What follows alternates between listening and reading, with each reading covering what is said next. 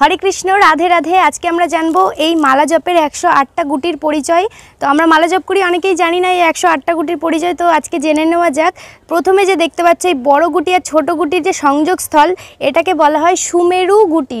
অর্থাৎ এখানে ভগবান শ্রীকৃষ্ণ এবং রাধা রানী যুগলে অবস্থান করছে। তারপর বাকি যে 8টি গুটি দেখতে পাচ্ছ এখানে এগুলো হচ্ছে শ্রী রাধা রানীর অষ্টসখী, যেমন ললিতা, বিশাখা, চম্পকলতা, চিত্রা, এরকমই অষ্টসখীরা অবস্থান করছে। আর বাকি যে 9 থেকে 64 অবধি দেখতে পাচ্ছ, অর্থাৎ তোমাদের বোঝার জন্য আমি লাল রঙের সুতো দিয়ে আটকে রেখেছি।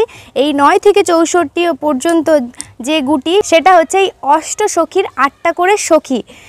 আর তারপর এই 64 থেকে যে পরবর্তী 32টা গুটি দেখতে পাচ্ছ, এই 32টা গুটি হচ্ছে ভগবান শ্রীকৃষ্ণের গোপসখা, অর্থাৎ সুবল, শ্রীদাম, সুদামা, এরকম বিভিন্ন গোপসখা অবস্থান করছে।